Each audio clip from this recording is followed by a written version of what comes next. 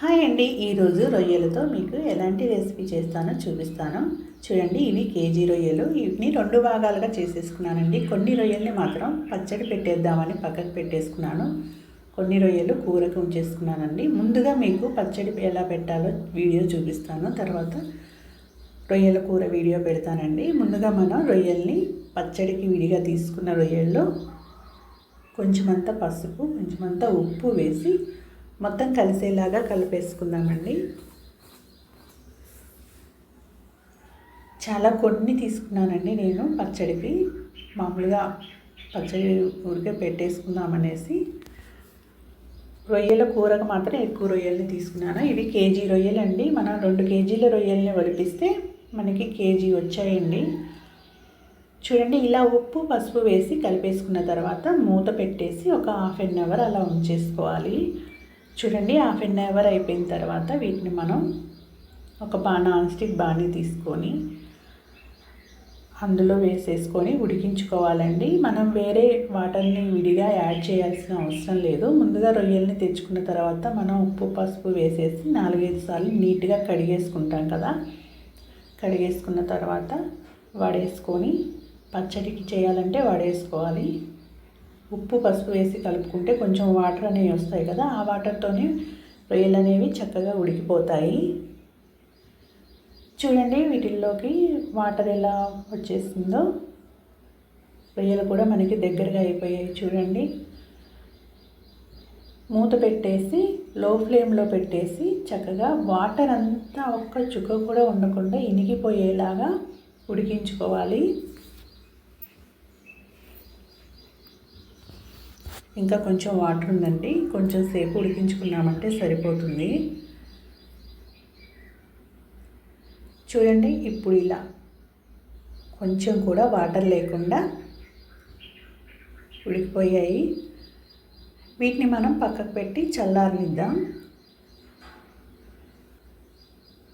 చూడండి, ఇలా అసలు వాటర్ లేకుండా ఎగిరిపోవాలి. ఇప్పుడు వీటిని చల్లారిన తర్వాత వీటిని డీప్ ఫ్రై చేయడానికి తగినంత ఆయిల్ వేసేసుకుందాం. నాది కొన్ని రొయ్యలే కాబట్టి కొంచెం అంత ఆయిల్ సరిపోతుంది. ఒకేసారి డీప్ ఫ్రై చేసేసుకోవచ్చు. వీటి మొత్తాన్ని వేసి, మీరు ఎక్కువ రొయ్యలు తీసుకుంటే కనుక కొంచెం కొంచెం వేసి లో ఫ్లేమ్లో పెట్టేసి స్టవ్ని చక్కగా నెమ్మదిగా కలుపుతూ మొత్తం గోల్డ్ కలర్ వచ్చేంత వరకు వేయించుకోవాలండి. ముక్కలో ఏమైనా పచ్చి ఉంటే మళ్ళీ మనకి పచ్చడి అనేది నిల్వ ఉండదు. అందుకని మీరు ఎక్కువ రొయ్యలు తీసుకుంటే మాత్రం కొంచెం కొంచెం రొయ్యలు వేసుకుంటూ చక్కగా మొత్తం కలుపుతూ 2 వైపులా రొయ్యని ఏగేలాగా గోల్డెన్ కలర్ వచ్చేలా అంతవరకు వేయించుకోవాలి. వేయించుకొని పక్కకు పెట్టుకున్న తర్వాత మీకు ఆయిల్ సరిపోదంటే ఇంకొంచెం ఆయిల్ యాడ్ చేసుకొని హీట్ అయిన తర్వాత అల్లం వెల్లుల్లి పేస్ట్ వేసుకోవాలి. నేనైతే ముందుగానే కొంచెం ఎక్కువ ఆయిల్ వేసాను, నాయి కొన్ని రొయ్యలే కాబట్టి. చూడండి, ఇలా గోల్డ్ కలర్ వచ్చిన తర్వాత ఇందులోనే అల్లం వెల్లుల్లి పేస్ట్ వేసేసుకోవచ్చు. చాలా బాగుంటుందండి. చాలా ఈజీ ప్రాసెస్ అండి. రొయ్యల పచ్చడి అంటే మనం ఏంటో అనుకుంటాము, చాలా ఈజీగా చేసేసుకోవచ్చు. చికెన్ పచ్చడి కన్నా కూడా చాలా సింపుల్గా చేసేసుకోవచ్చు ఇది. చూడండి, మనకి రొయ్యలు అనేవి చక్కగా వేగిపోయాయి. ఇంకా నేను కళాయిలో నుంచి తీయట్లేదండి, ఎందుకంటే కొన్ని రొయ్యలే కాబట్టి. అందులోని అల్లం వెల్లుల్లి పేస్ట్ 1 స్పూన్ వేసుకున్నాను.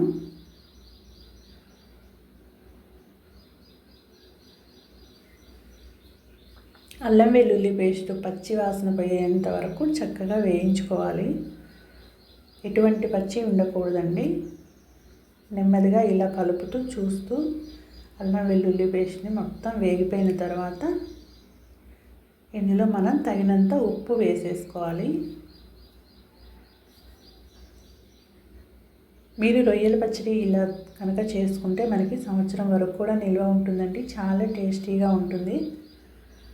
మీరు కూడా ఈ వీడియోని ఎక్కడ మిస్ అవ్వకుండా చూసి తప్పకుండా ట్రై చేయండి ఫ్రెండ్స్. చాలా టేస్టీగా ఉంటుంది.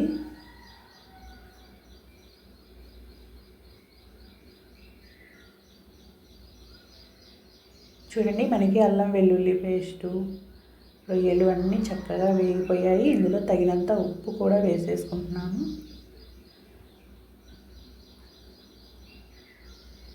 మనం ఉప్పు వేసిన తర్వాత మొత్తం కలిసేలాగా కలిపేసుకొని స్టవ్ కట్టేసుకోవాలి.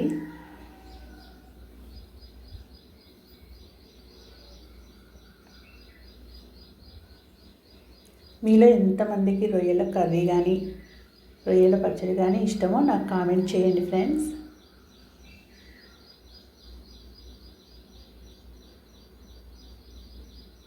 చూడండి, ఇప్పుడు స్టవ్ కట్టేసుకుందాం. మనకి అల్లం వెల్లుల్లి పేస్ట్ రొయ్యలు చక్కగా వేగిపోయాయి. అందులో ఉప్పు కూడా వేసి కలిపేసుకున్నాం కాబట్టి ఇప్పుడు స్టవ్ కట్టేసుకొని మనం దీనికి తగినంత కారాన్ని యాడ్ చేసేసుకుందాం. ఈ కారంలో మనకి మెంతు పొడి, వెల్లుల్లి వేసి కొట్టిన కారం అండి ఇది. లేదంటే మీరు మామూలు కారం వేసుకుంటే మాత్రం ఇందులో ఈ కారంలో ఉప్పు ఉంది, మెంతు పొడి ఉంది, ధనియాల పొడి ఉంది, జీలకర్ర పొడి ఉంది అండి. ఇప్పుడు తగినంత మసాలా పొడి, 1 స్పూన్ మసాలా పొడి వేసేసుకోండి.